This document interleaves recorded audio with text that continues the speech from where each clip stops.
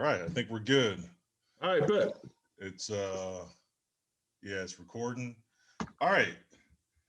Um so like I didn't want to do any small talk before we start recording because I want to get it all. That's fair. That's fair.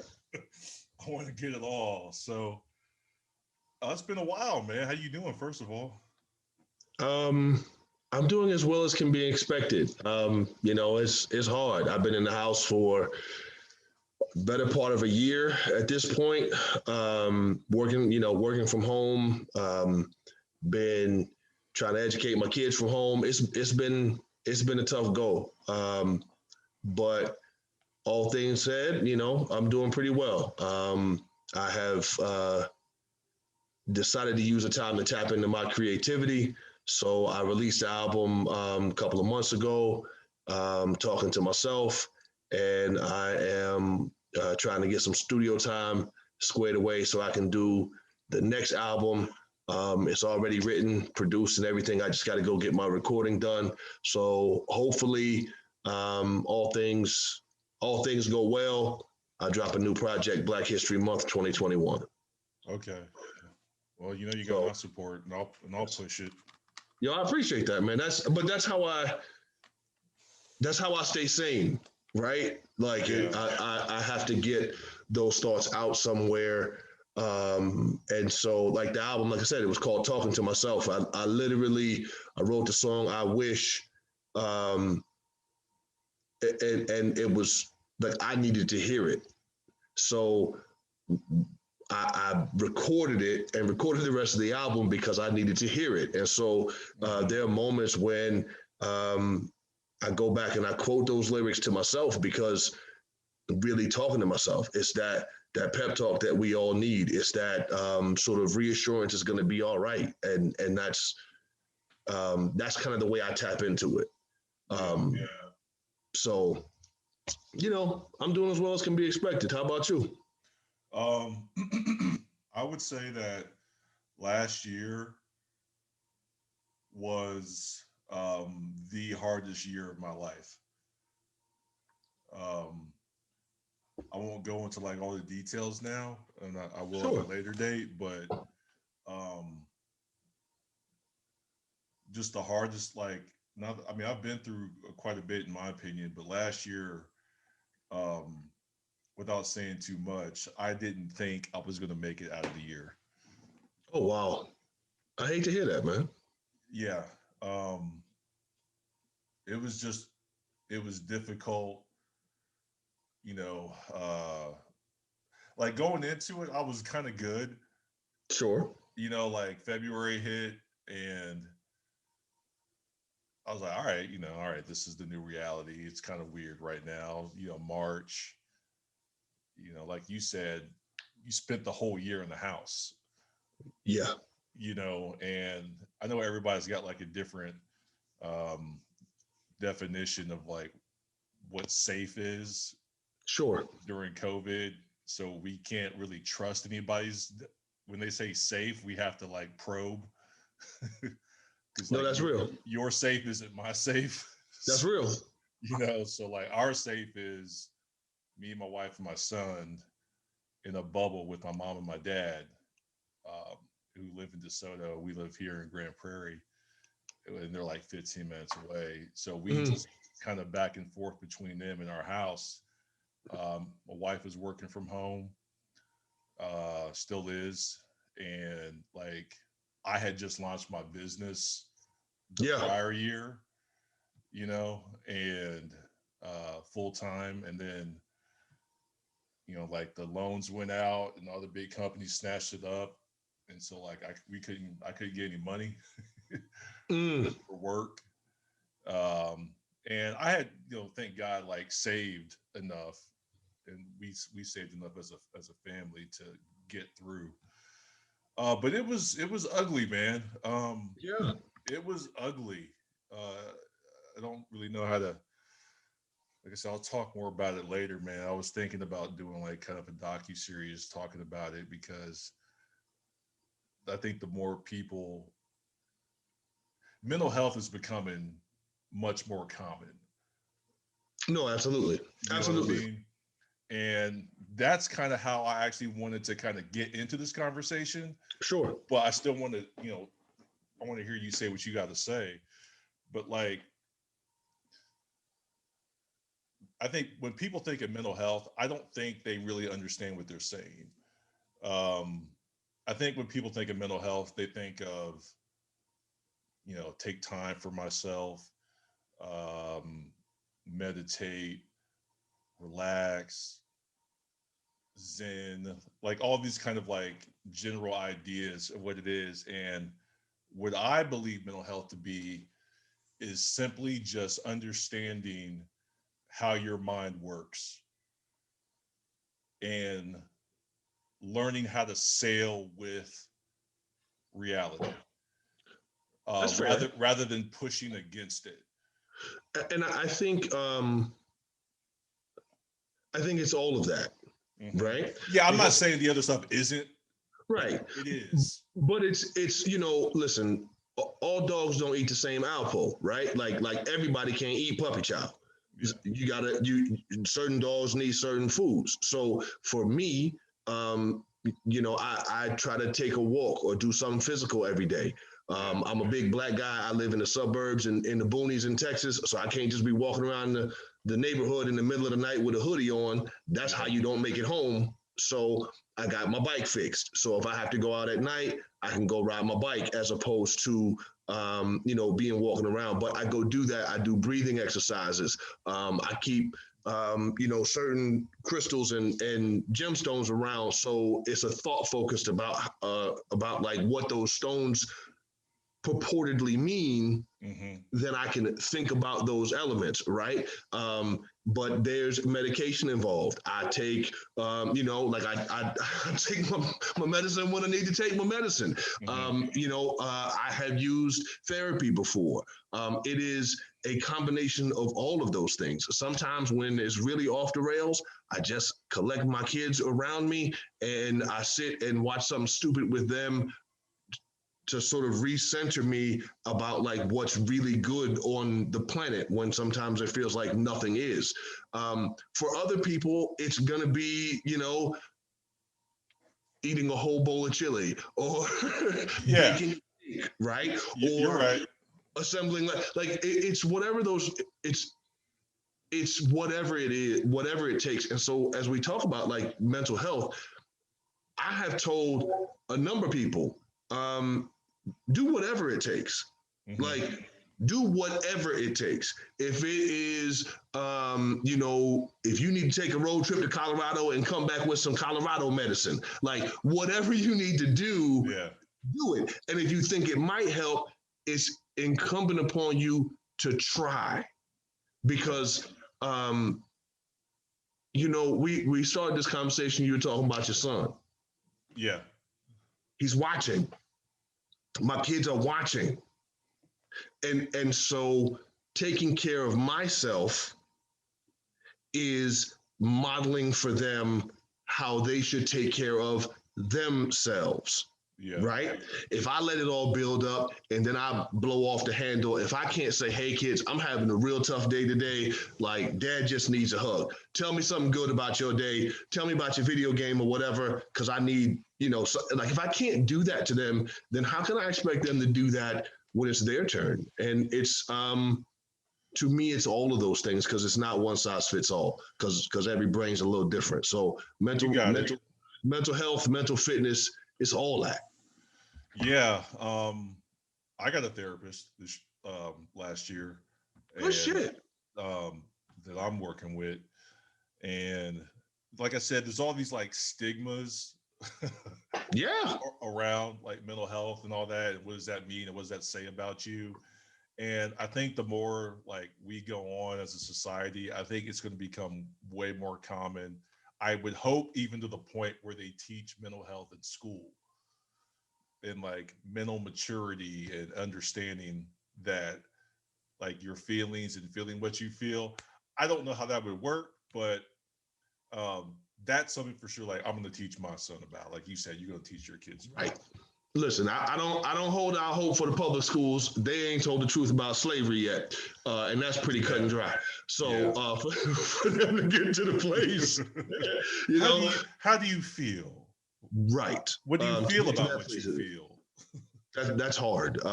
But you know, we have an obligation to help the one. Like we created people. Like you and I made a decision to create a person. Hmm. So we have an unending obligation to the person the people you created, Hmm. right, to educate, to teach, and really to model. One of the biggest principles I try to remind myself of all the time is, um, my kids are not going to be what I say. Hmm. They're not going to do what I tell them to do. They're going to become a reflection of who I am. They're going to be a reflection of what I show them. And so I try to let that guide me in all the tough decisions. Um, what do you want your kid to do when they're facing a possible breakdown? Like, what do you want them to do when they're in a bad situation, relationship wise or work wise or whatever the case may be? Like, what do you want them to do? Yeah. Well, they can't do it. They cannot be expected to do it if you don't show them how. So I try to look at all those tough spots through that lens, and not what would Jesus do, but what would I want my child to do here, Yeah. um, and try to affect that. Yeah. So, um, like I said, that's kind of how I want to talk about current events. But it was just nice to kind of recap a little bit because everybody has been through the ringer. Say You word. know, like I was joking with my wife. I'll say this real quick. You know how we look at like I'll just use my parents for example. Like my mom and dad were obviously alive when like King and X were around, and my mom was in Memphis when King got shot because Mm, she's from Memphis, and so they like literally lived through the civil rights movement, and we look at them and we look at the pictures of King, and at least I know to myself I've been like, wow, like how did you live through that time? Like how mm-hmm. did you make it through that? Because you guys had less hope, or I don't want to say less hope. The environment wasn't as promising as it is today. Right. Not Mm-hmm. that today's like is super promising, but it's Right. more But than more than then. by degrees, yeah. So I was looking at that and like, man, we look at them and we think that. And I was thinking about our life, and I'm like, my kid, and then we're gonna look back at us like, man, you guys lived through, LA riots, uh 9 9 11, 9/11, uh crack, crack, AIDS, uh, COVID, COVID. Yeah. Trump. Yeah, did you see? We're having this conversation. Like we were setting up as Pelosi was signing the impeachment document. Yeah. First president ever to be impeached twice. Like, Hey, well, he wanted to be historic. He wanted to be historic. He pulled it off. there's too much irony when talking about that guy. There's just too much. I can't. We could It's hard. we could do this all day. Yeah. Okay, he wanted to make America great again. I think he kind of did because everything's blue now. And I Well. don't want to and don't trip. Like I don't mean like Democrats are like, No, I know what you mean. I know exactly what you mean. you know what I mean? Because sometimes, like, you know, if you don't cut the lights on and see the roaches run, you might not know you have them. Exactly. It takes that moment to see how bad things are sometimes. Like it requires a rock bottom for a rebound, Yeah. and the people who were at the Capitol on the 6th, they thought it was rock bottom. And so they showed up, right? Like that was them reaching for their rebound. But what that really does is it kind of illuminates, and this sounds worse than I mean it to, but it illuminates the roaches. And and it lets us know that we need to do some real fumigation, and we need to do some real work to like clean up our house. It's a mess right now. Like, Matt, we cannot agree on what is true. Yeah. And that's hugely problematic, right? And that's what I mean, it's not I'm not a proponent of the eradication of anyone. Right?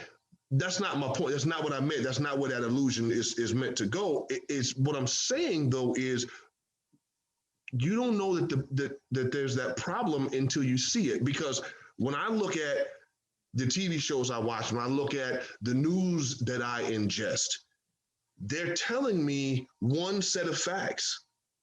The folks that were at the Capitol, they never heard those facts. They watch different TV. They look at a different internet. They are on different social media streams. They receive a different subset of quote unquote facts.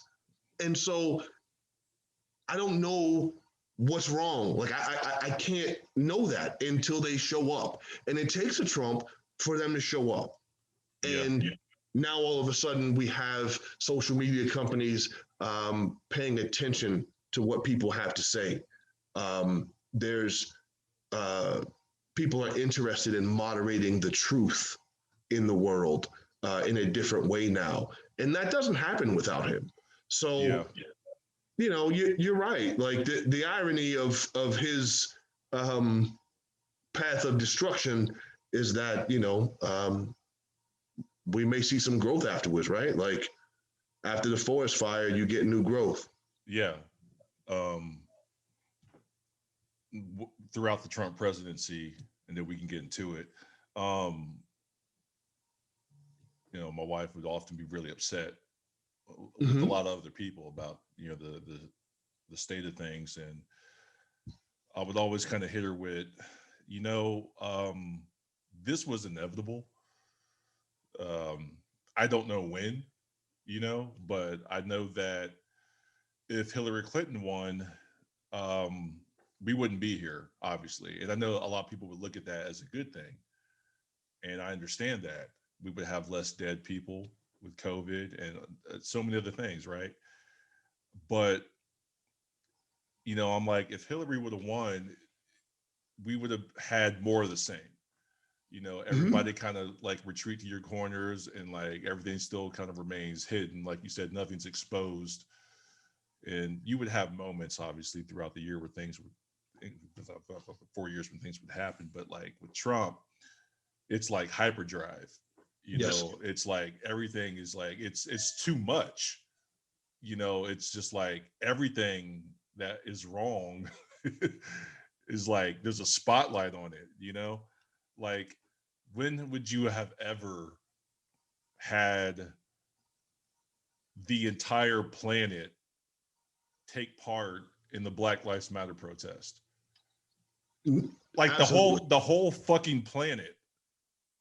Not even exaggerate, like the whole planet. Absolutely.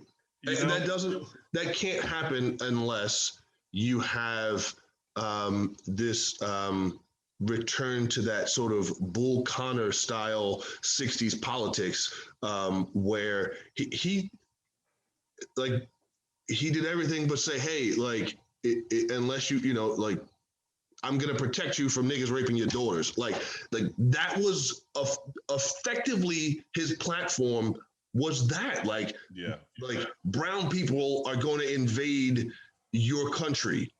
Was his entire platform. And without that, without the people who rose to hear and embrace that rhetoric, we don't have the world embrace Black Lives Matter the way that it does.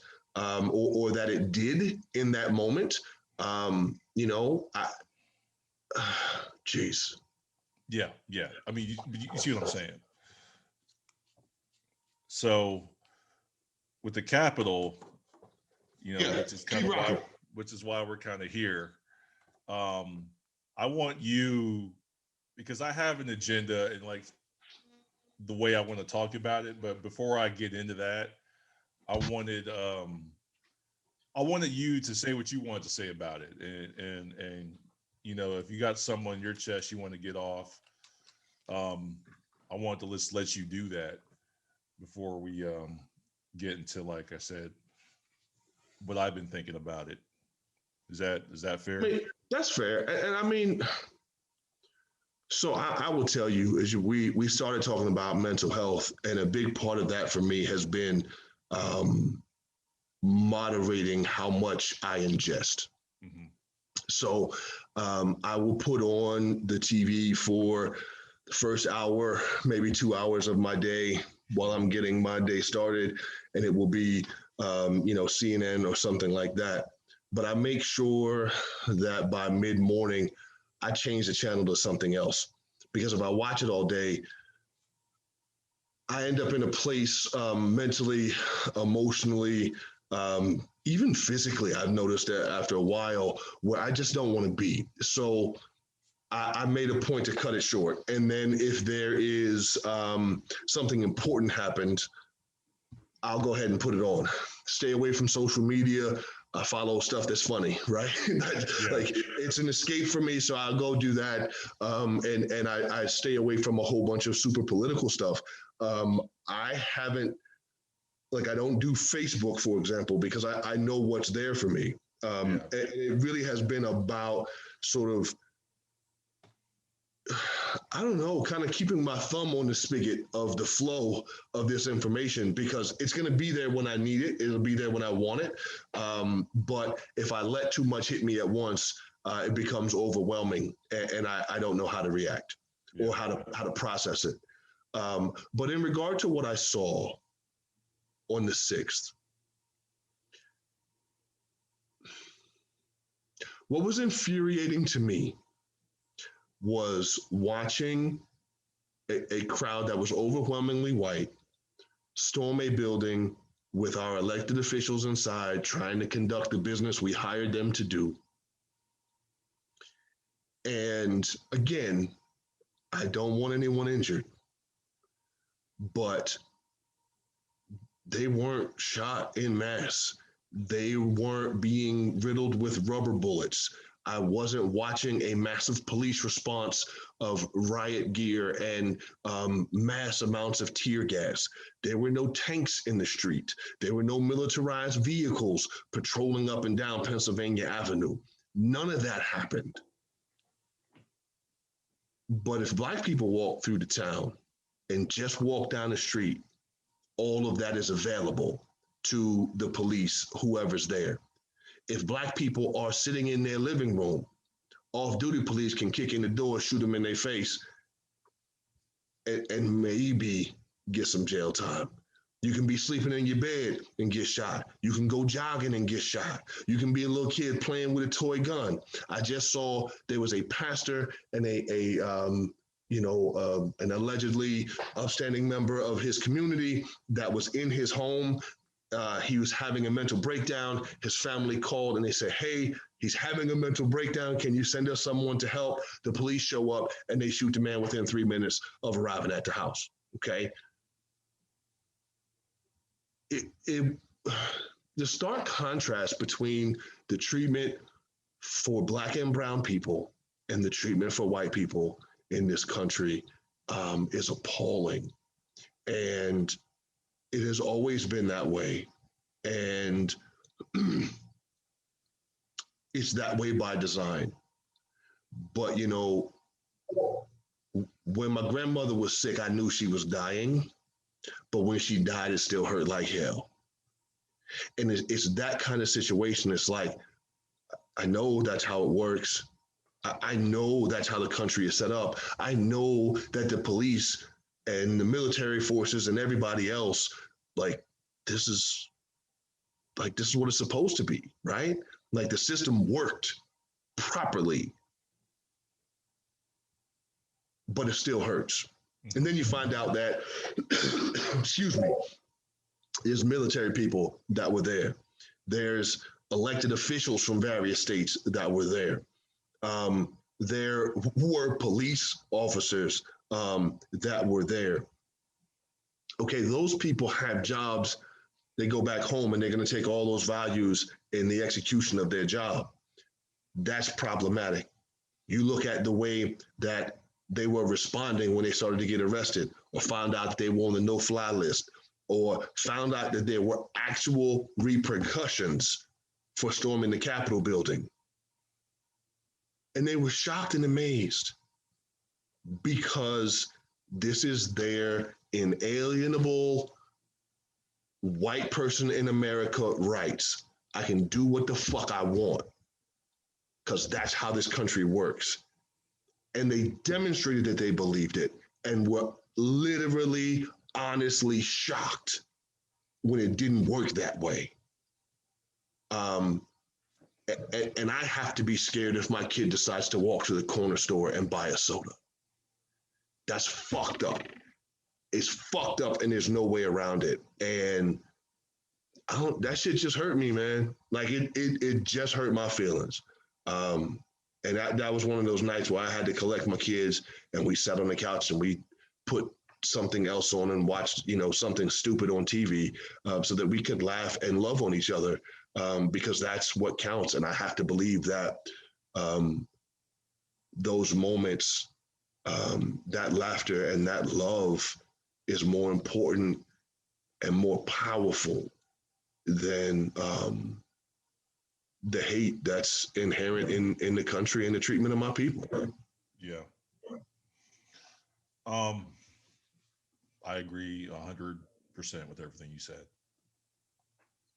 And it was kind of surprising to me to actually see white people having that same conversation. Yeah. Like the president or President-elect Joe Biden, he said it. I was like, Right. Okay, on all the major networks, they're all like talking to people in the Pentagon, and they're like, "Why were you guys there for BLM? Why weren't you guys there for the Capitol?" I'm like, the vice president's in that building. Nancy Right. Pelosi's in that building. Like, that's the succession line, like government. So like, I'm glad that people are having that conversation. Yes. Because it's clear as day. There's no denying it. So what I wanted to do here actually is kind of talk to you about the psychology of it, which I unfortunately found fascinating. Mm-hmm. Fascinating. And I've been having this conversation with my wife and a few other people the last few days. And like I said, I want to talk about this a little differently than how everybody else is talking about it, and see if you can go here with me. Um, so we're getting back to mental health, okay, and understanding how the mind works, because so many of us are just kind of repeating the same things over and over and over, and everybody kind of wonders, why is there no progress? And there is, but it's in inches, right? It's incremental, yeah. Mm-hmm. Right. And a lot of people I talk to seem to be genuinely confused about what they're looking at. For example, like you said, the genuine shock when they got arrested, Mm-hmm. them thinking they could do what they did. And we'll sit back and say something like, well, why didn't they know better? Not you or me, but people, like, why didn't they know better? And so that's where I want to kind of back up for a second and talk about the psychology of it and mental health. Now, what I mean by that is everybody is coming into the world with their point of view. Mm-hmm. And people, I would say a lot of people don't know this, but they don't realize that their point of view is strictly that. They look at the world through their own lens and they assume that's real.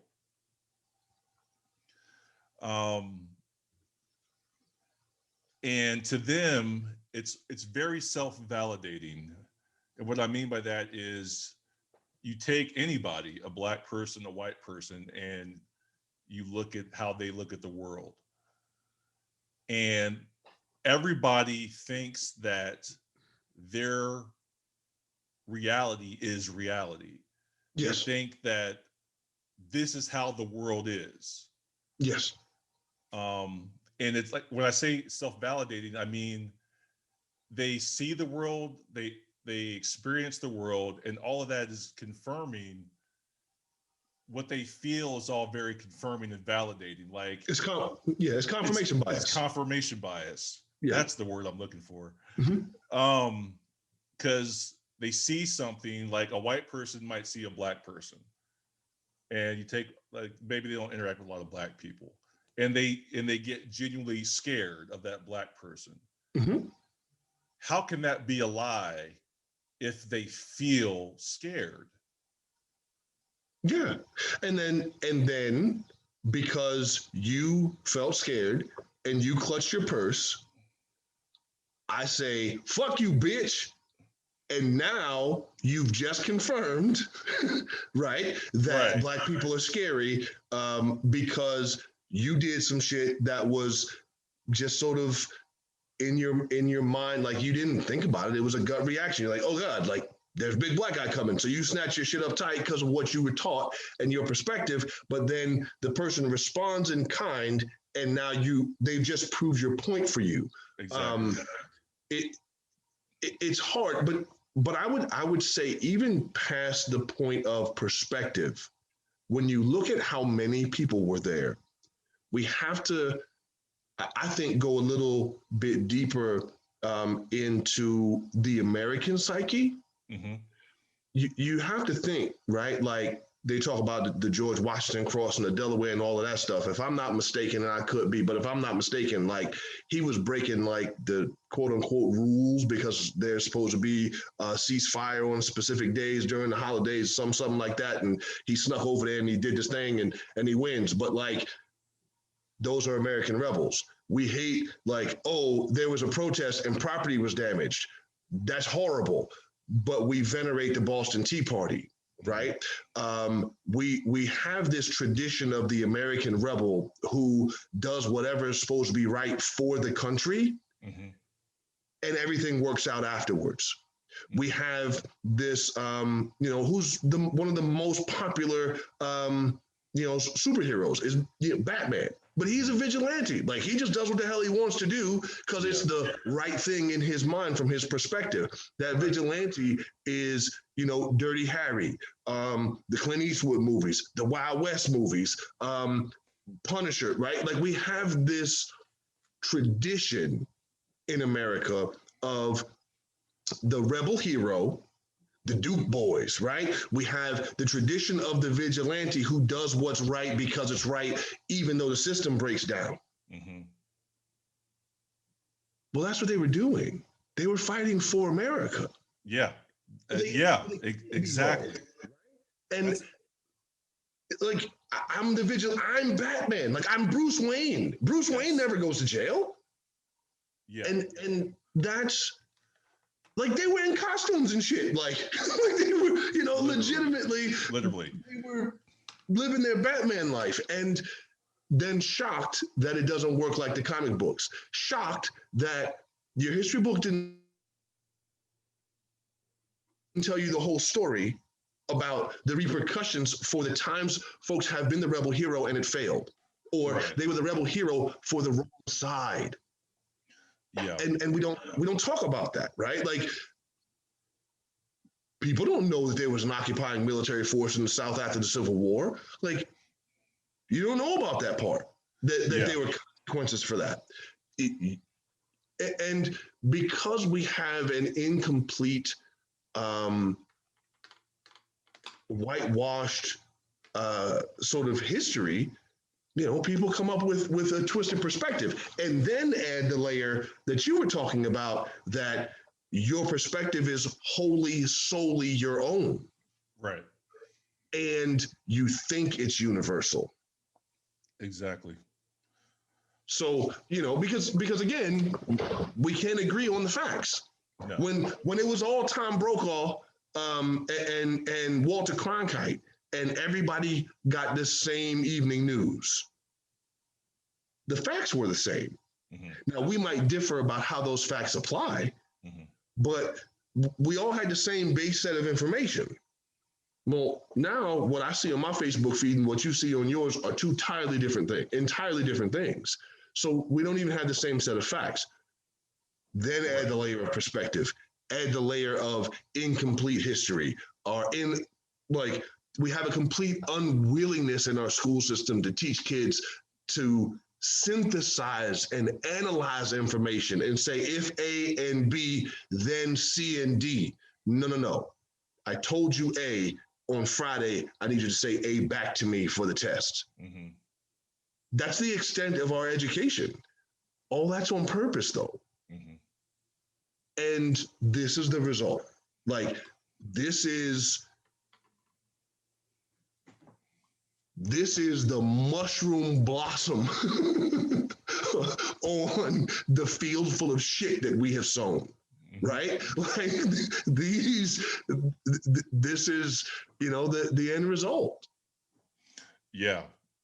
So yeah, you're hitting the nail on the head as far as what I'm talking about. And you're talking also about the things that feed into their psyche, like you said, the American psyche, what they've been taught. So I'm probably going to get some kind of talk about this, but I kind of don't care actually. Because I'm very curious. Like I said, I found it all fascinating when I really got into it, thinking about how people enter the world. And the funny thing is, nobody thinks they're the bad guy. Mm-mm. Nobody. You apply that anywhere throughout history. Yes. And throughout the world. And people will be very dismissive, and they'll for example, they'll see the no-fly list videos and to the white person getting arrested, and they'll be flipping out. Mm-hmm. How is this happening? And I was I think saying something just they're crazy is very dismissive of what's yes. actually happening.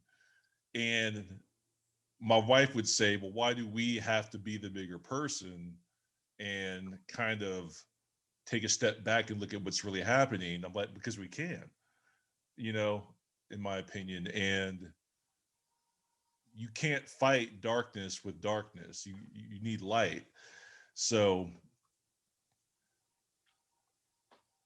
you look at those people, and like you said, they legit thought they were doing the right thing. Mm-hmm.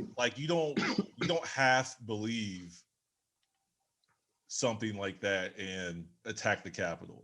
No, you believe it, Mm-hmm. And I'm going to go a little bit further. You look at the guys who flew the planes into the buildings at 9/11.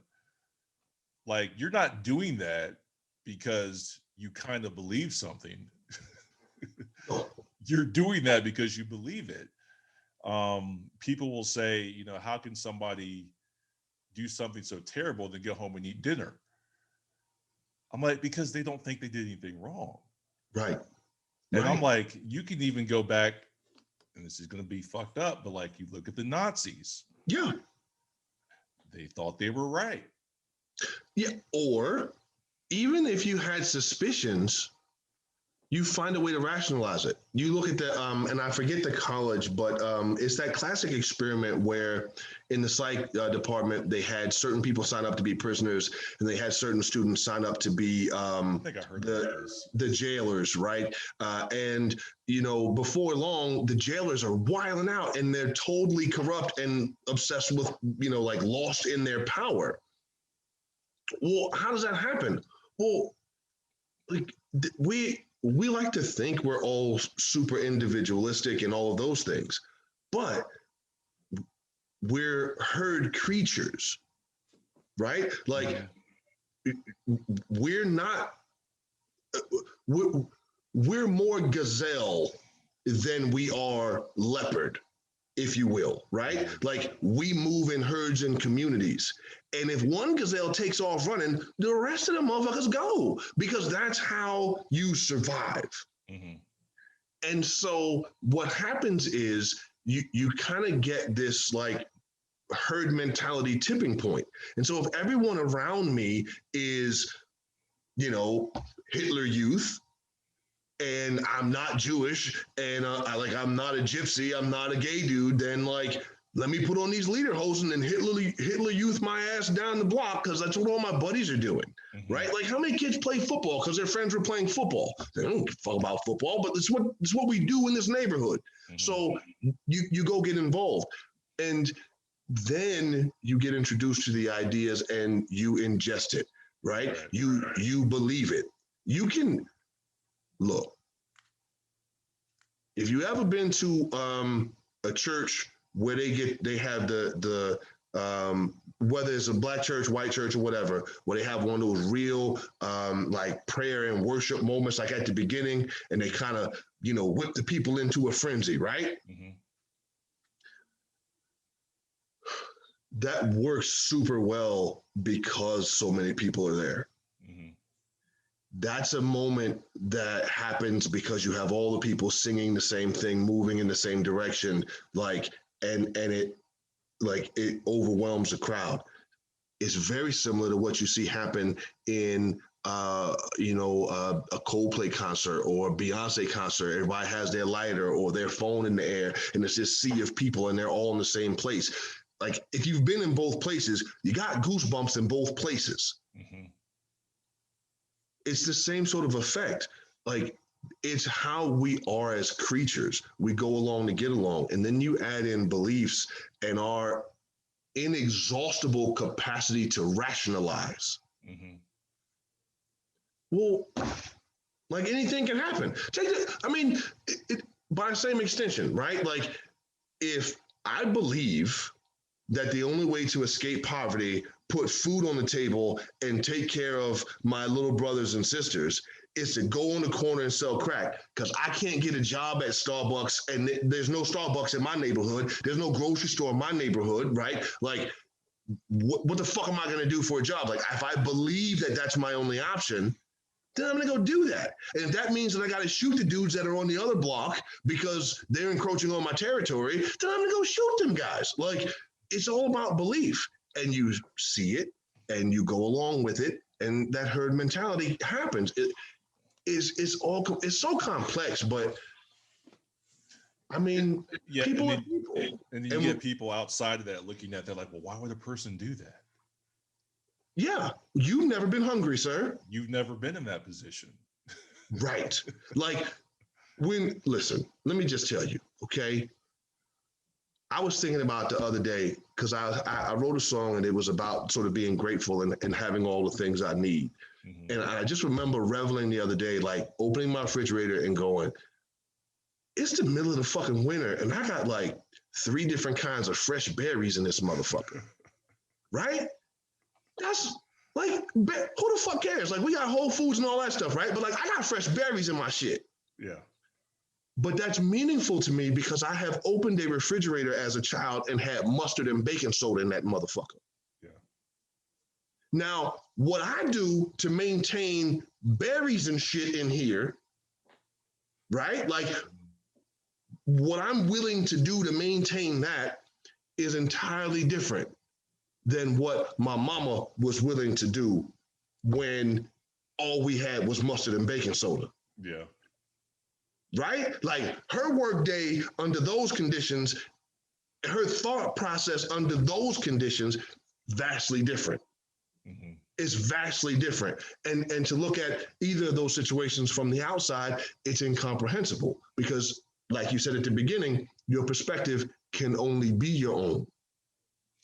Yeah, and you don't get, like we were saying, the critical thinking, which is extremely difficult for people to do, to to examine your point of view.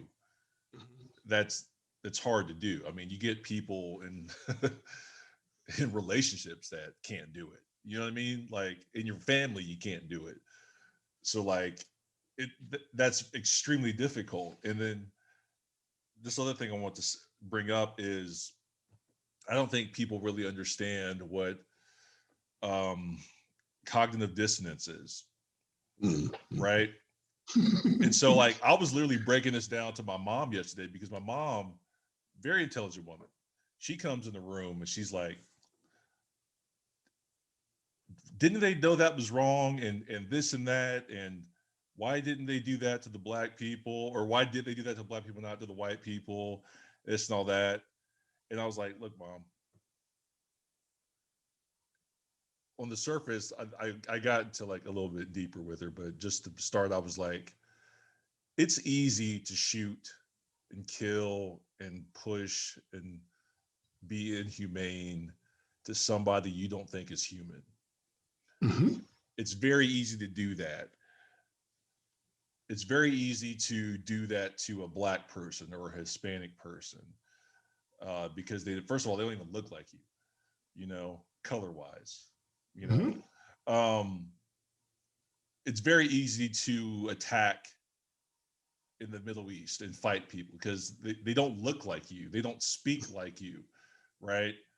Black people are whatever you think they are, right? So it's easy to behave that way because you don't see them as human, and they would never admit that, right?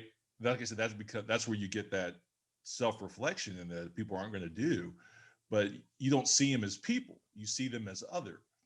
And so I was like, you got to think those cops and military at the Capitol, do you know how difficult it would be to shoot somebody who looks like you? Yeah. I'm No, like, that's real. I'm like, they have to now. And I was telling my wife and my mom about this. I'm like, there's unfortunately going to be a learning curve for them, and they're going to have to learn quickly because those motherfuckers are dangerous, right?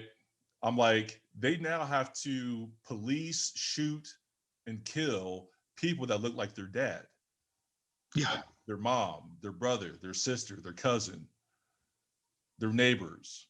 Mm-hmm. That's psychologically difficult for them. And I'm like, that's why you get, in my opinion, cops going easier on white people because they're looking at themselves. Yes. How could I be bad? He looks like me. They look like Yes. me. But it's easy to put your knee on the neck of a black guy because you don't think he's human. It's not the same. It's absolutely not the same.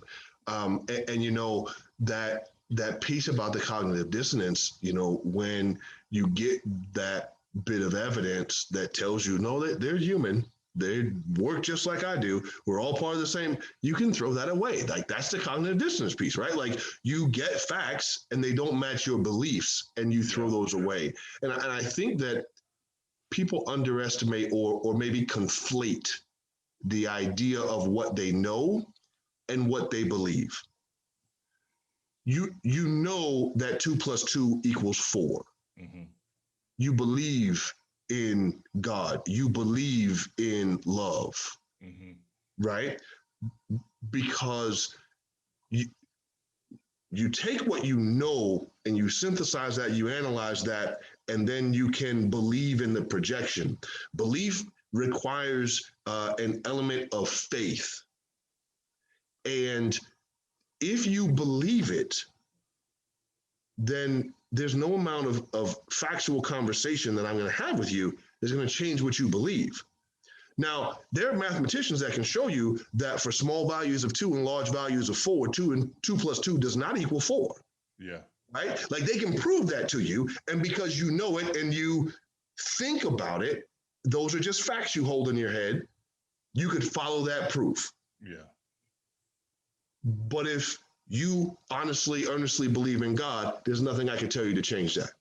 No. If It's right, like yeah.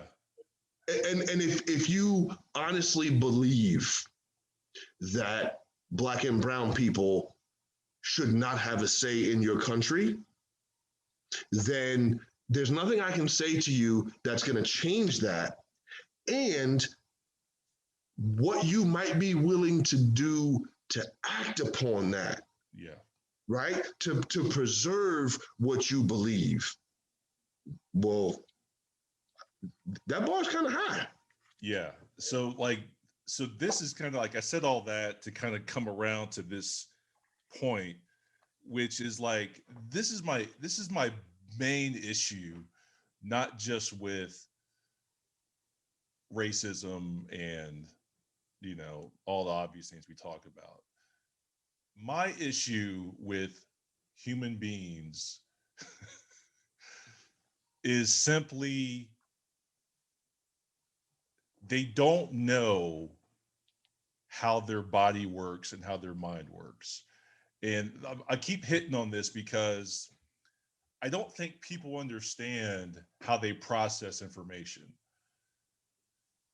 And what I mean by that is this is a gross example, but I've used this quite a bit over the last few weeks actually. If I tell you out your front door is a shark, Okay. okay? Is a shark just sitting on your front porch. Mm-hmm. Now, that is completely illogical. Mm-hmm. It makes no sense, right? But if you have I'm with you. if you have a fear of sharks, I do. I've been too okay? close to them before. I've been close to sharks before. I don't. I have a great respect. Yeah. So if you have a phobia or a fear of sharks, Yeah. I'm willing to bet you are going to be scared to open that door. Yeah. I'm going Okay? around the side. You're afraid, and it doesn't matter that it's not real or factual. It matters that you feel it. And Yes. because you feel it, you believe it. Because you're like, how can I feel something and that not be true? Because I feel it, it must be real. Yes. I will give you another example of that. I read a book when I was a child in which the foreshadowing throughout the book was that the villain had eye pain. Throughout the whole book, he had eye pain. And at the end of the book, they kill him by stabbing him in his eye. Okay.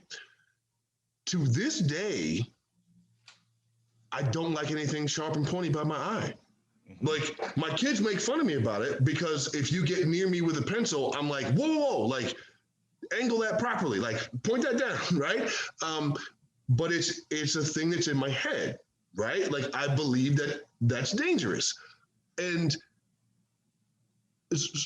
whether or not it's actually like someone's going to stumble and stab me in the eye with a pencil from across the room, like that's not relevant. What's relevant is I feel that, Feel it. right, and I respond accordingly. And Yes. it's look, you might walk down the street. We go back to our previous example. Little white lady, little Asian lady, little black lady walking down the street and see a group of black guys walking towards them. You might be inclined to grab your purse tight. You'll Right. feel like, oh, am I okay? The problem is we don't allow ourselves that moment of reflection before we react. Because if you think about that, you're probably going to be all right. And if you think about it further, if you really in trouble, it's too damn late. Clutching your purse tight ain't gonna stop you from getting busted in the head with a brick and having the same purse taken, right? Like Right. that's Right. not going to save you. Right. Think it through. Yeah. So that's like I said, that's kind of my issue with people and how they perceive the world. It's all through their lens. And I want, because I think it's going to take people time to kind of digest that. I'm like, just because you feel it doesn't mean it's real. Your senses lie to you, okay? Or your senses are not a reliable source of information. So think about that for a second, because like you said, she's walking down the street, she sees a group of black guys, she's scared. She now thinks that must be a fact. It has to be. I feel it. But in reality, those guys are going down the street to their friend's house to play poker. You know what I mean? Yeah. There is no shark on the other side of the door. You feel it, but that's what I mean when I say your senses are not a reliable source of information.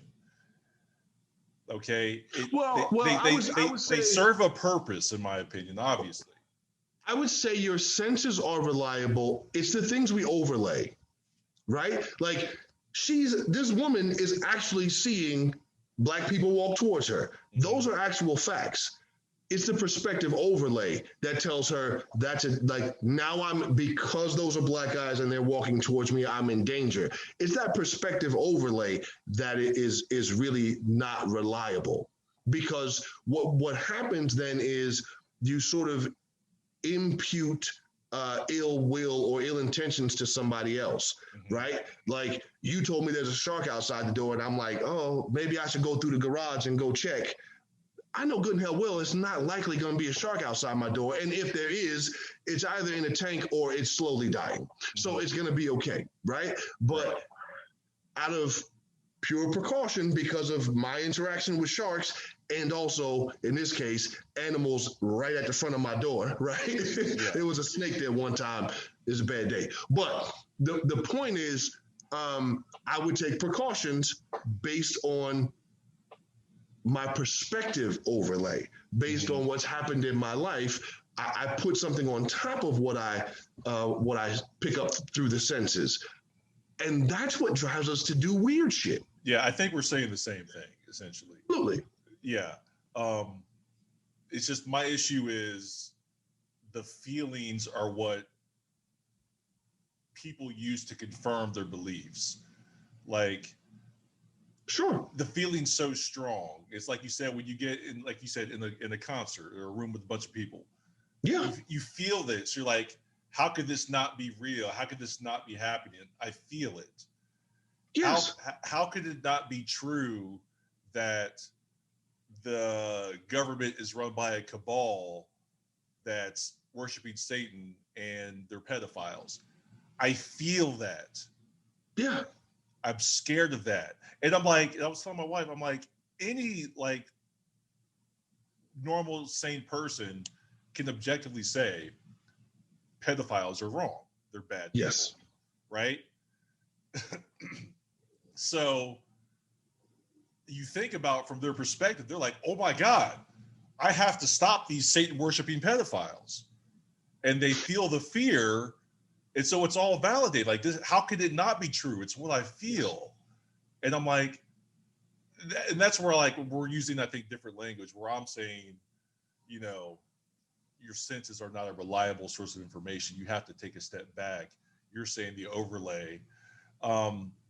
It's all taking a step back from what you feel. Yes. And re-examining the situation of it, which is extremely difficult to do. Yes. Here's our problem. Okay. The reason the gazelles run is because they feel danger. Yeah. Right? They heard a sound, they smelled a smell, they saw a thing that says danger, so they run.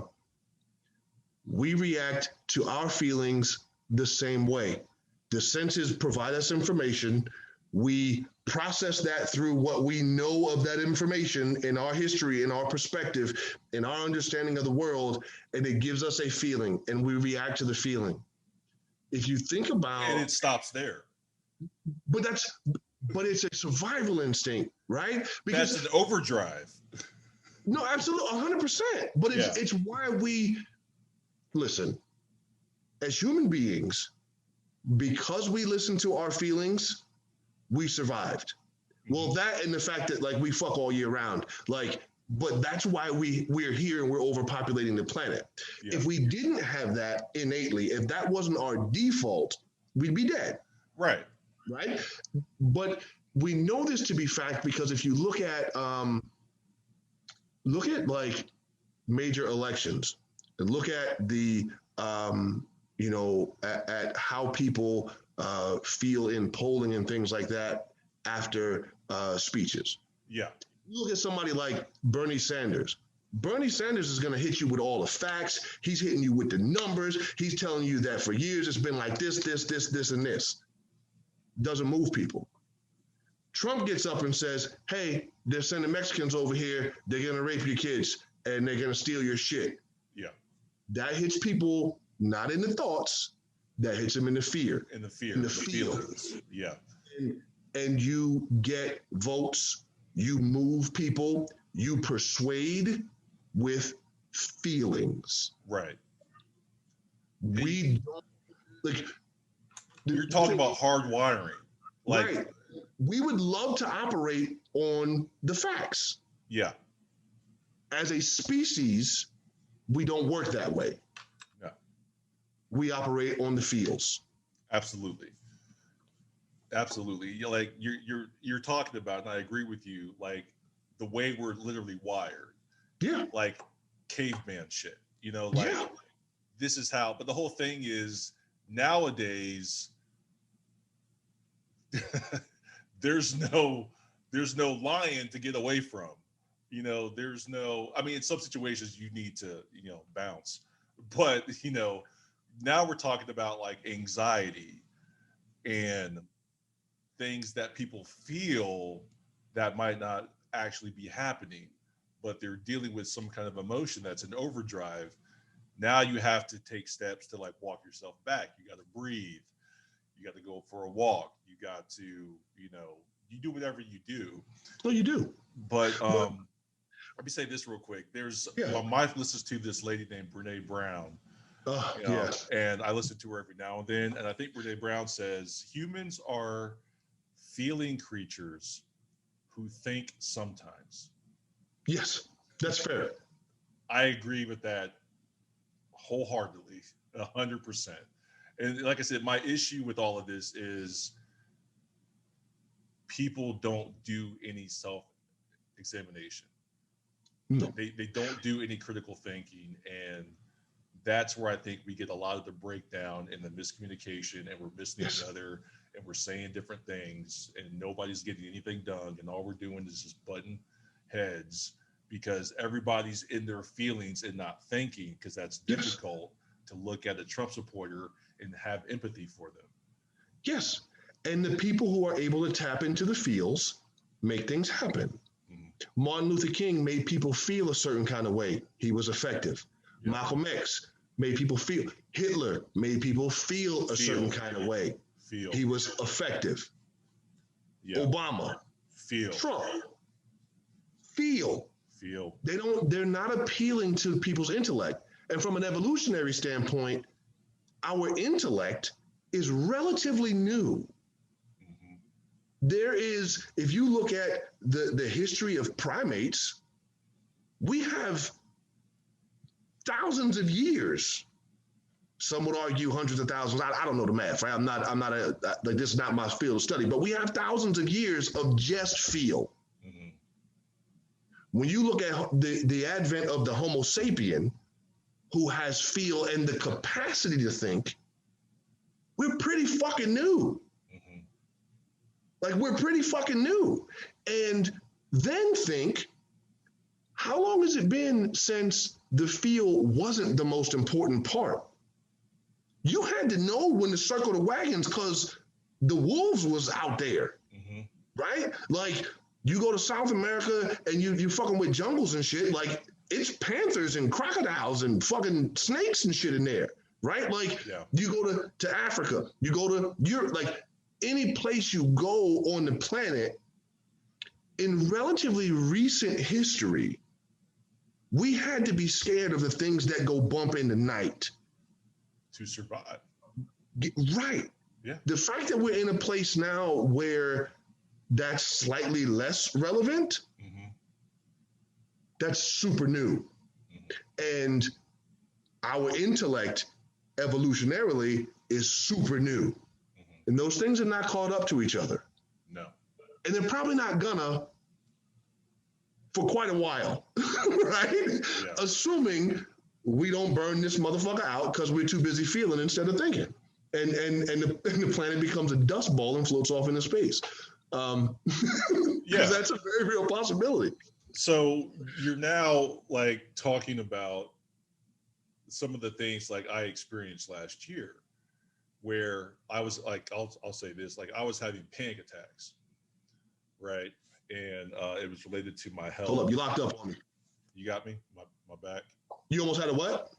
So last year I was having panic attacks. Mm. That was one of the things I was dealing with, and like I was saying to you, I didn't think I was going to make it out of last year. Mm-hmm. And the reality of the situation was that couldn't have been further from the truth. But that's not what I felt. That's real. Okay. So I'm having panic attacks sitting in my living room. And you got to think about it. Nothing's happening. I'm literally sitting on the couch. Mm-hmm.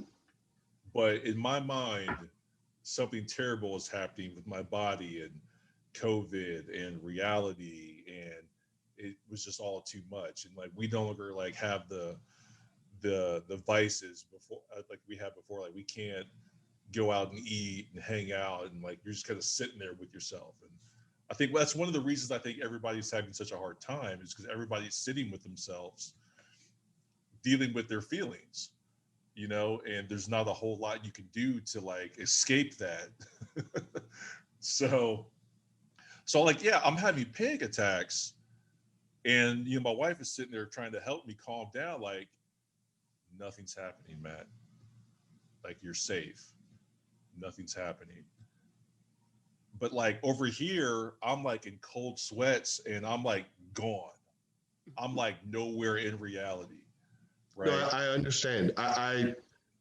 It wasn't this year. It's a few years ago, but I spent a long weekend in the hospital because I'd had a panic attack, and it affected me to the point that I ended up at an ER, and my blood pressure was at like stroke levels.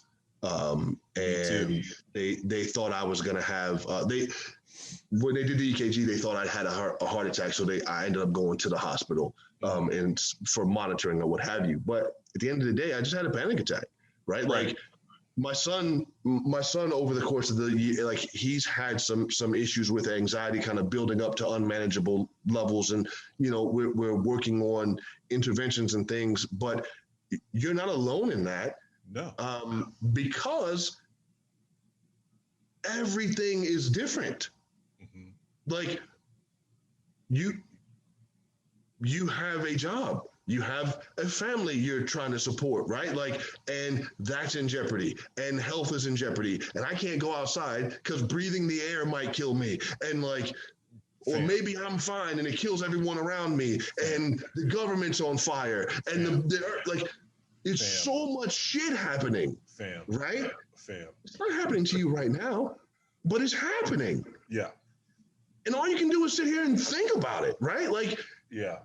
Listen, I gotta tell you, man, that's a real fucking normal reaction.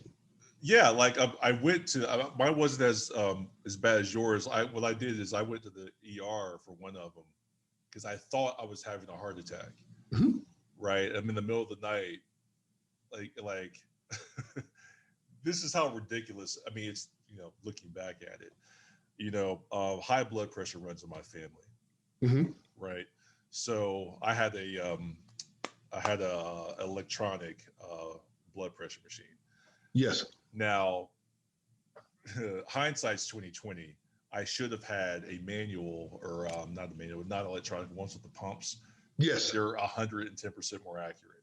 Yes. So I'm reading this electronic because I was taking my blood pressure daily. And I'm reading like the readings on there, and it's like they're always high, and I'm like trying to keep it down. And like I said, 2020 hindsight, I was never ever that high, really, with with my numbers, right? But I'm looking at the machine, it's telling me my blood pressure's high and I'm gonna die. So one night I wake up and it's like reading through the roof, and I got cold sweats, and I damn near passed out, and my heart, I could hear my heart in my ears, Yeah. you know, Yeah. and I'm like on the ground, and I'm like, Amy, call 911, and they come and they get me, and I got my mask on, and I'm like freaking out about COVID. I'm like, does everybody else have their mask on? And I get to the hospital. They check my heart, CAT scan of my heart, head, blood pressure, everything. They're like, you're fine. There's we don't see anything wrong with you. So that just was a number of things. Like I was literally just scaring myself, Mm-hmm. and like you said, having like a normal reaction to like Some scary weird, shit. weird shit, you know? It's. Listen, if you are a thinking individual,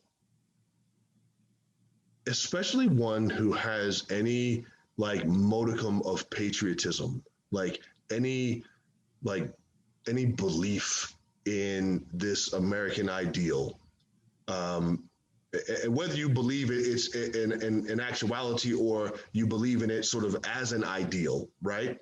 Um, then you've got to be scared right now. All this shit is on the precipice of collapse. We just watched our Nero come in, set Rome on fire, and watch the motherfucker burn. Like, we've seen it. Mm-hmm. We may be at the end of our empire, right? Like, by the time our kids have kids, we may, like, the United States of America might be 3 different countries. Like, we don't fucking know. Mm-hmm. That's a lot.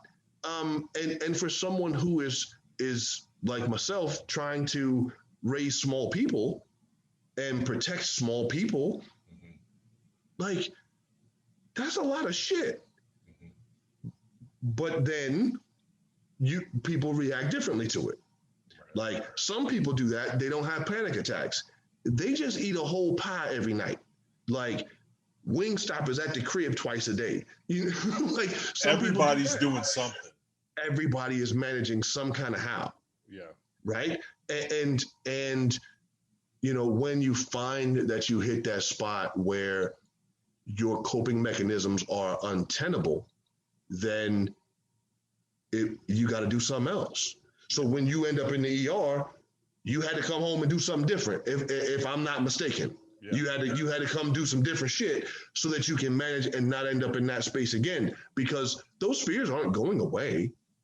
No. And so that's the crazy thing with therapy. And I've kind of known this for a long time. And it's, I'm going to say this and nobody's going to understand it. Like people are going to say they understand it, but it's going to take a second to sink in. It's not the thing that you're scared of. Like if you're afraid of sharks, if you're afraid of pointing things near your eye, if you're afraid of confrontation, if you're afraid of whatever it is, you name it. If I'm afraid of my panic attacks. In reality, it's not the thing that scares you. It's how you feel about the thing that scares you. My wife would say she's afraid of confrontation. And I would say, Amy, you're not afraid of confrontation. She's like, how can that be? I'm like, trust me. You can't, first of all, you can't be afraid of something that doesn't exist. Like, it hasn't happened yet. So if she's afraid of confrontation with somebody, she's projecting, she's imagining what it's going to be That's like, right. what it's going to look like. You're using your imagination and past experiences to project some kind of future, Yes. right? So I'm like, you're not afraid of confrontation. You're afraid of what you feel about confrontation. And what you feel about confrontation will change if you let it. And which is like, what do you mean? I say, it's something that I have to learn and I'm still learning. Um, People, in my opinion and my understanding, do not control what goes through their head. You're simply reacting to what goes through your head. We're reacting. We're always reacting to our thoughts. What does this mean? What is that? You do think, obviously, and you do analyze, you can do that. But what's going through your head, I don't believe we have any control over that. And I think that's where you get a lot of people in trouble because they're reacting to what they're thinking and what they're feeling. And they're like, what does it mean? What do I do with this? Trying to understand it, trying to fix it. When, in my opinion, you don't have to do anything with it. It's if you let it, you'll see if you can even try it. If you just sit with it and go on with whatever it is you're doing, that feeling will inevitably change and you'll move on to something else. So it's not how do I say it? It's not you may feel like the house is on fire, but it's not on fire. No, what I'm as you're talking, it reminds me of some of the things that I've read and studied on in regard to meditation. They talk about clearing your mind and things like that, but uh, anything that I've ever read or looked into in regard to meditation doesn't say that your expectation should be that there will be nothing in your head. It's that thoughts are going to come, things Right. will flash into your brain, whether it's the grocery list or your left shoulder blade itches. Like that's going to come into your brain. Yeah, you The can't idea, stop that from happening. right? The idea, and the harder you fight to stop it, like the worse it gets. The worse it gets. The idea with meditation is to like acknowledge, okay, well, thoughts happen, and just kind of stay in your meditative place, and then those thoughts will pass and kind of go on. Exactly. And I think that you're on to something in a lot of cases. You're not really afraid of the black guy coming down the street. You're afraid of what you think he might do. Yes. You're scared of what he's capable of. When I've been pulled over by the police, I've never been scared of that police officer, except for the one time that I got that police officer. Yeah. And so I would say that, there are moments where, like, for example, if I have a gun and I'm holding a gun at your temple and you're saying, I'm scared of John and the gun, that makes sense. Yes. Right? But if you see a guy walking into Walmart, because we live in Texas, and he happens to have a gun in his holster and you become terrified, well, you're not really scared of that guy and what he is doing. You're scared of your thoughts about people with guns and what they might do. And that fear of the future, I think, is very arresting. It's what stops people. I'm scared I might fail, so I don't try. I'm scared of confrontation, so I don't ever say anything. I'm scared of sharks, so I will never go in the ocean again. Right? Like it is that level of fear, that fear of the future, that fear of the possible, that is so arresting. I think that's what takes us to that panic attack place. It's the fear we create in our own head, as opposed to like, oh shit, I'm in the middle of Yellowstone Park and that's a bear running at me. Like that's Right. some real shit to be scared of, as opposed to, I see flashing lights and now I'm suddenly scared that I'm going to be shot. Whereas that officer could be driving past me to go to some other event. Yeah. And you don't know. I think those are very valid points, Matt. Those are very valid points. And let me even like real quick take it just a little bit further. Like with your point, if somebody has a gun to your temple, this is going to sound fucking crazy, but like this is the point I keep trying to drive home when I'm talking to like about this stuff. You're still not afraid of the person with the gun. You're afraid of what you feel about that. You're afraid of what you think about that. Now, I'm not saying the guy can't shoot you and kill you. Yes. And the whole point of the fear is to get away, right? But the point I'm trying to make with all of that is it's all you. It's all you. Like everything you experience, the whole world it's all you. I'm not denying that there aren't scary things. I'm not denying that there's not danger in the world. I'm not denying any of that. What I'm saying is how you experience reality in the world is all you. I think a journey of life is simply a journey of self.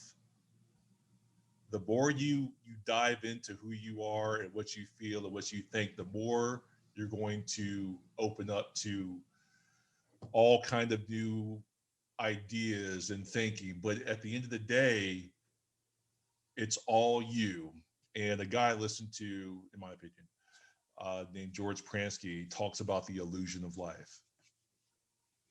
And he just kind of touches on the fact that your whole life experience, your whole existence is simply through your lens, where people think the world is something outside of them.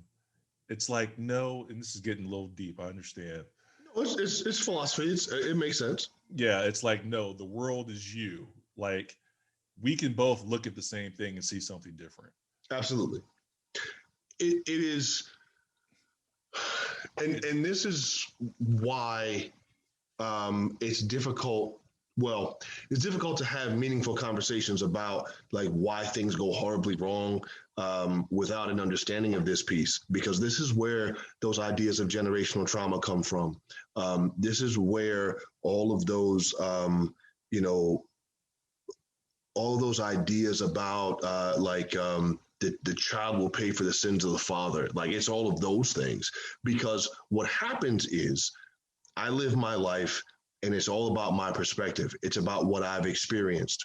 So when I experience a new thing, when I sense a thing, all that has happened before is overlaid on that sensory experience. So my joys, my fears, my beliefs, my subsequent actions are all through that film. It's all through that lens. It's all super hyper personal.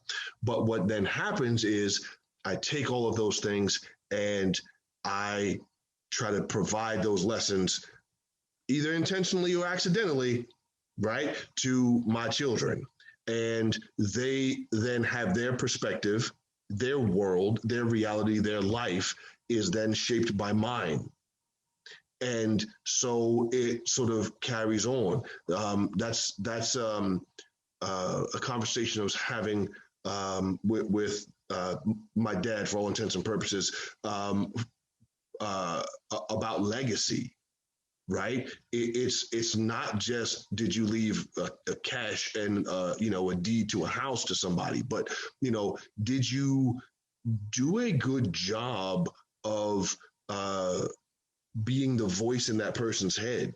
Like, what have you added to their perspective, to their perceptional overlays, right? Like, what are they going to hear as they go through life? Because somebody's voice is in your head, right? Some it's your mom, it's your dad, it's your uncle, it's your pastor. Somebody's voice is in your head. And that's where you get your encouragement from. That's where you get the I can or I can't from, right? And it's all of those sort of perspective and perceptions that you overlay with the sensory that provide the feeling. So whether you're feeling fear and that's what is causing your action, or you're feeling joy or confidence or whatever the case may be, it all comes from that perspective. I will say a great example is this. I'm a trainer now, so this is no longer valid. But there was a point when if I had to speak to a small group, I would have a certain amount of nerves and I would be anxious about it. But if I was performing, I'm on stage, give me the mic, put the beats on, and I'm performing, doesn't matter how large or small the crowd is, in the moments before, I'm super excited. I want to do it. Like, I want to do it right now. Let's go. Is it our turn yet? Like, let's go. And it took me a minute to realize that the physical aspects of that are the exact same. Yeah, you got it. Right? Like what I'm experiencing physically is not different in either scenario. But what's changed? there's a difference between standing up and just slowly speaking in front of someone and trying to be heard and persuasive and what have you. And there's beats on and you have like this sort of momentum to go with you when you're performing. It was different in my mind. So I attributed different things to the sensations that I had. When in all reality, it's the same anxiety. It's just how I process it. It's how I think about it. It's the overlay. And once you get to that point, if you take the time to think about it, as you said, then you can process that and you can channel that. And so now, whether it's a presentation or I'm going to rock, I still am like, okay, can I go? Like, can I do it now? Like, it's my turn. Like, let me do this. But it took a lot of processing and understanding. So I'm with you, man. I'm with you. It's stuff that's really, that kind of talk and therapy has really helped me frame my mental health and what I do and how I experience it. And for example, you go look back at the panic attack. I'm having the panic attack. It passes. You know what I mean? Like, it's not reality. So it's very hard for anybody to say what I'm experiencing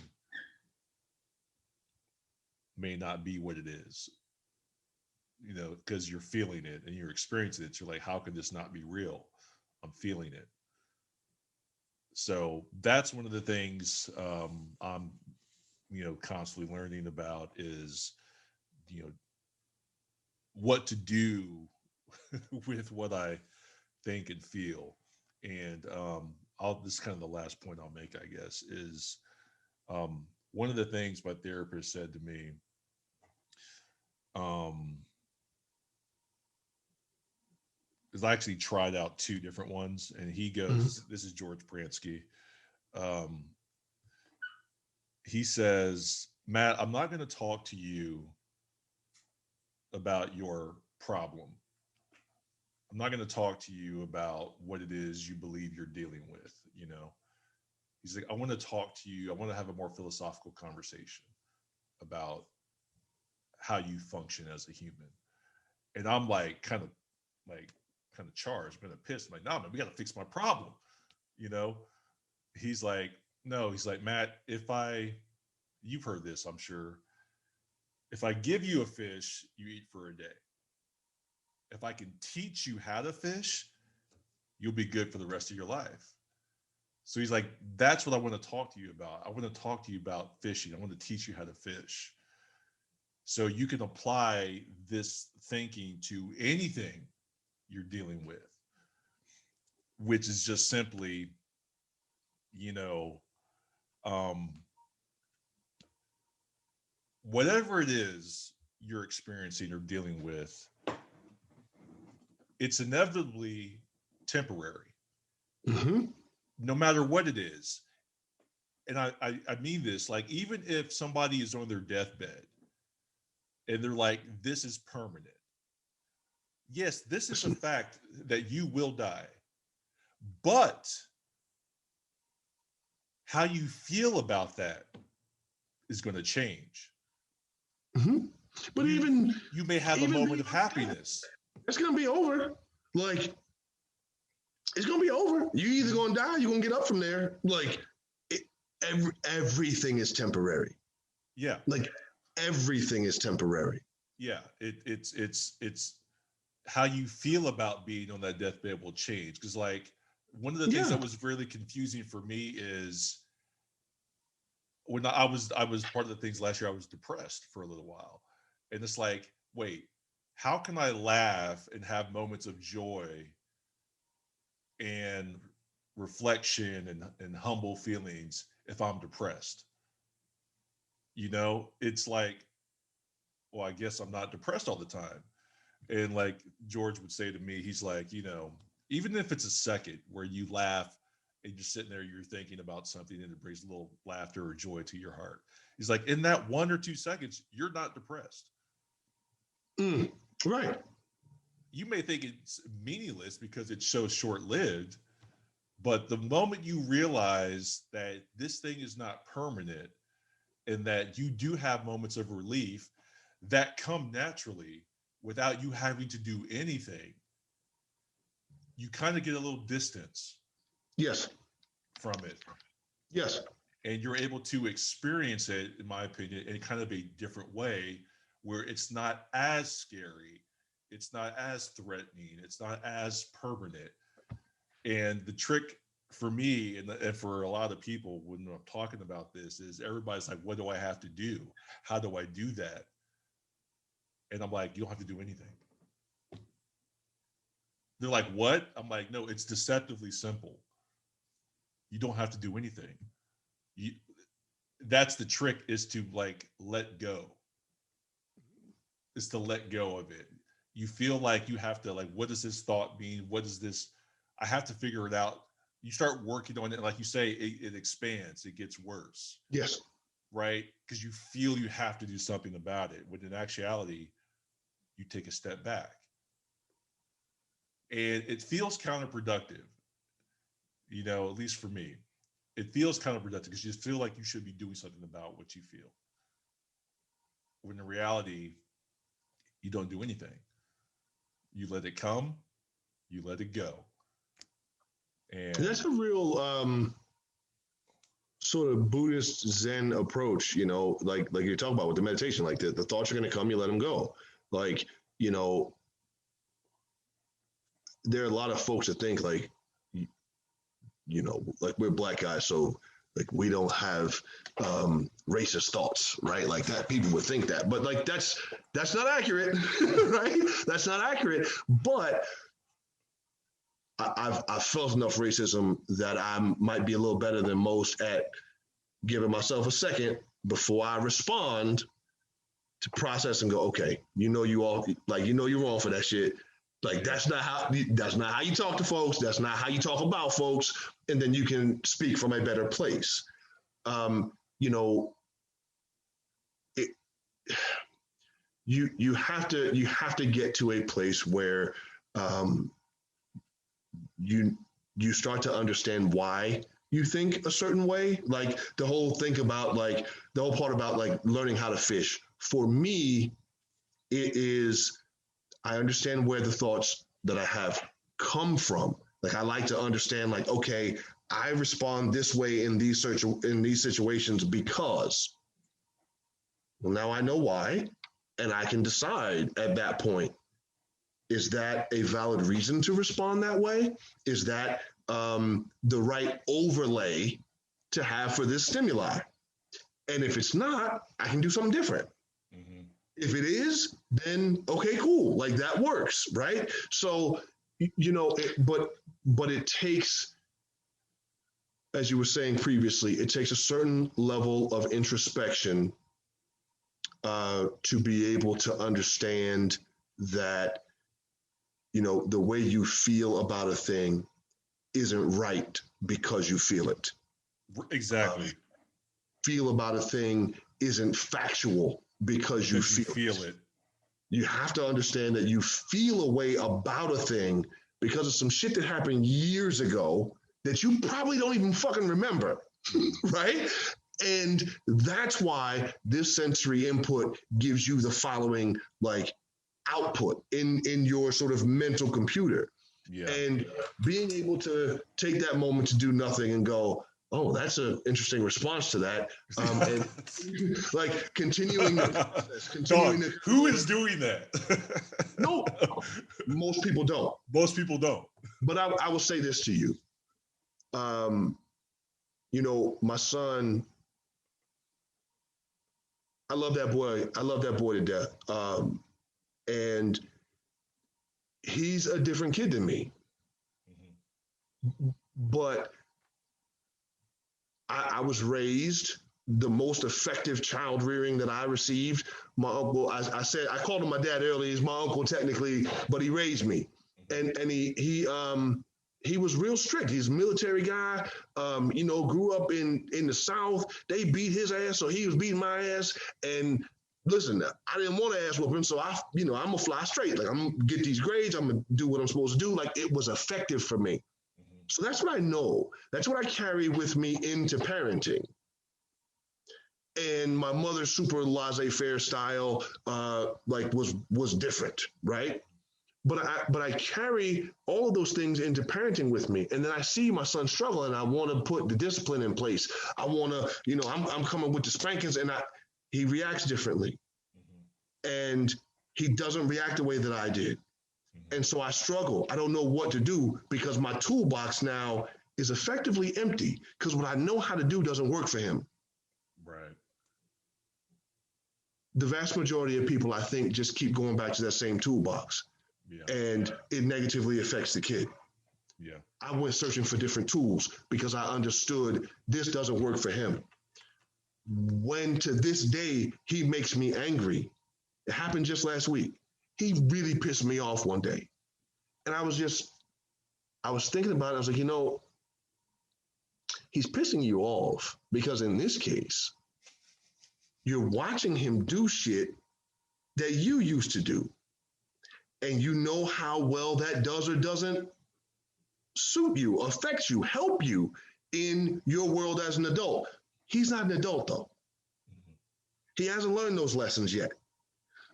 So, like, where do you get off being angry at him for some shit he doesn't know about yet? Like, some shit he hasn't learned yet and he hasn't had cause to. He doesn't need to. You're mad at him because of some shit that you see that you carry into the relationship with you. And it immediately allowed me, because I took that step back to process, to go, you know what? He doesn't need my disappointment right now. He doesn't need me to be angry, to snap at him. He doesn't need any of that. What he needs to get from where he is right now to where I am right now is love and patience. So instead of snapping at him and telling him to hurry the hell up or blah, blah, blah, I was like, hey, I love you, man. I love you just the way you are. That's what I said to him. I mean, we went on and had a lovely evening, but it takes a moment of processing. It takes that moment to think. You feel a way because of shit that happened to you before, because of shit that you were taught before. And you owe it to yourself and all the people around you that you love to take a second and really think about, do those lessons, do those experiences, does that perspective really serve you in this circumstance? And kick that shit out if it doesn't. Go get new tools. Like, the brain is eternally elastic. You can find a new way. Yeah, human beings are naturally resilient. Yes. Whether they know it or not, or it's done intentionally or not. Like, how people say time heals all wounds. I don't think people really even know what they're saying when they say that. No, you're just giving yourself time to process and digest. And I know I just said this. Last thing a point I'm making is, if you cut your arm, this is a great way to think about the mind. If you have a cut on your arm, what would happen to it if you kept digging at it?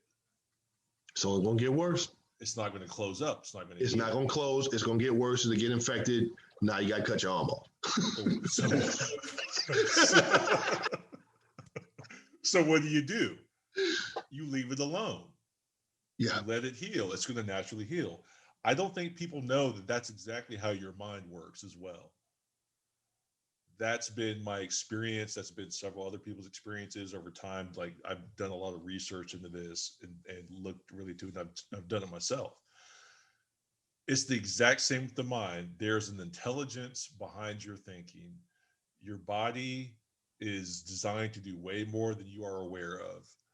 And if you have something terrible I guess this is like some kind of closing thought now I think about it. If you have something terrible that you're dealing with, be patient. Give yourself time. Don't judge yourself. Don't judge your thoughts. Don't judge your feelings. It's okay to feel what you feel. I'm not saying it's right or wrong. It's what you feel. It doesn't matter if it's right or wrong. You're experiencing it. So allow yourself time to process it, deal with it. Don't judge yourself. Don't do anything with it. You just give yourself time, and you will see the less you dig into it, the better you'll feel. That's real. That's real. And I would say this. It's a conversation I had with a young lady one time. I don't. I'm not going to judge you for the way you feel, but you are still responsible for your actions, Yeah. right? Because the feelings, like the feelings are the feeling. It's not right. It's not wrong. It's how you feel. Yeah. Like it's just how you feel. It's a gut response, and we are programmed and wired to have those. Okay, fine. What do you do about it? Like, what do you do about it? And if what you do about it is start a fucking insurrection, you're an asshole. But that's something else. Yeah, you're talking about mental maturity. Yeah. But I mean, I hate to say it, I want you to finish, but like, I think that's where you get Black people are, I would say, collectively speaking, a little more, what's the word I'm looking for? We have a lot of tenure Yes. in No. in dealing with America. And Because we have to live here and we have to live in everybody else's world. evolutionary. If I listen, when the officer had me on the side of the road and was asking me 500 questions about where I was going, where my girlfriend was going, where we was coming from, did I have a job and all kind of crazy shit because he said I did something I didn't do on the road, my feeling was, I want to fuck somebody up right now. But if I act on that feeling, we're not having this conversation right now because I'm dead somewhere in the woods in Mississippi, Alabama, wherever the hell it was. Mm-hmm. Evolutionarily, we've had a lot of practice in this country not being able to act on the way we feel.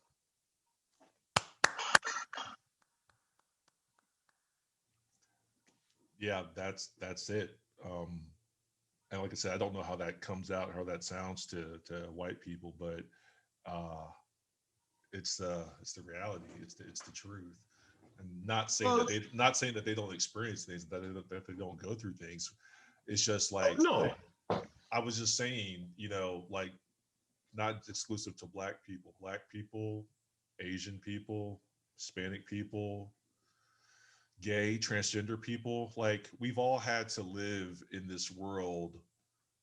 Women in general, right? Like women not getting the things we want, not the world being against us and not for us and not designed for us. So we learn to what? Navigate. Obfuscate. Yeah. Navigate, obfuscate. Like you can't I'm reading 1984 right now, and there's a lot in it about just kind of keeping your face straight. Yeah. Having your work face on, regardless of the circumstances or the situation, you can't break because it could cost you everything. Yes. And some of the folks from last Tuesday are finding out. Like some of them are finding out, right? That like you acted on how you felt. There's consequences. Yeah. And there's I think it's funny to talk about it in such a simple form or simple way where I'm like, there's just a learning curve there. Well, but see the thing. So the thing is they say a man's a man's home is his castle, a man's house is his castle, or something like that. You do whatever the hell you want in your own house. Yeah. Like, and you're used to being able to do whatever the hell you want in your own house. But if your in-laws are over for the holidays, you can't walk around with your balls swinging all day. You got to put some clothes on. Like there are different rules because there are people inside your home that matter. And see, I think when we get to a place where folks are realizing that, oh, wait, we're no longer the only ones that matter in this house, That's a reckoning. That's a wake-up call. That's a feeling that's difficult to deal with. That they're going to have That's to the place deal with. where they say that, to the oppressor, equality feels like oppression. Yeah. Yeah. So they have a learning curve. They have a big challenge ahead of them. Um, I, in regards to all the threats that are apparently going on, they're saying there's supposed to be protests in all 50 states. All 50 capitals in DC. There's 20,000 National Guard in DC at the Capitol. I was, and I don't mean this to be funny, but I'm like, as far as the white people on the right side of things, doing what they're supposed to do, doing their job, whether that's military or police. Sure. They're going to have a very quick learning curve if shit pops off this weekend or next week. No, they're not. Because I'm like, if you're going to have to put some people down if they're trying to kill you. Nah. So here, because that works both ways.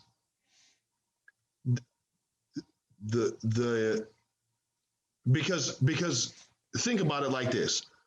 When folks showed up to the Black Lives Matter rallies and counter protested, people got shot. They were spraying off all kind of tear gas and riding down the street, shooting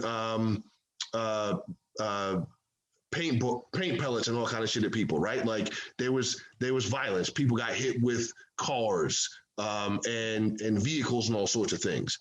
Exactly what you were talking about.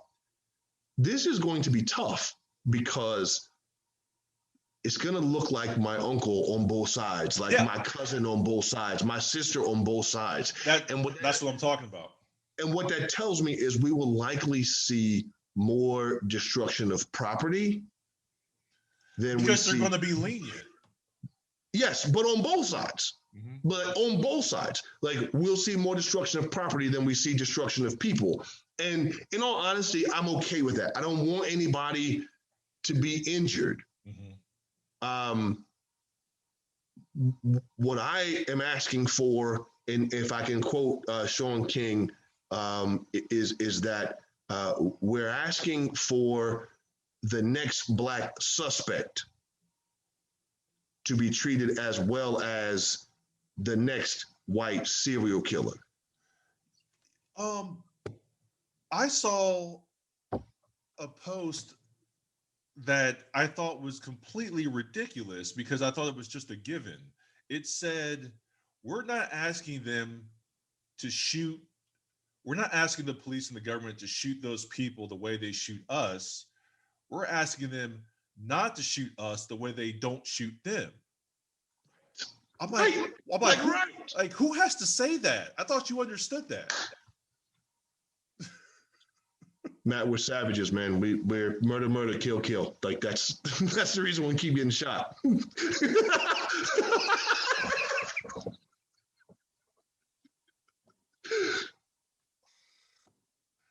So yeah, man, that's it, man. We've been talking for what, 2 hours? Yeah, we've been politicking, man, but it's good, man. It's always good to talk to you. Yeah, man. You are definitely one of the most intelligent people I know.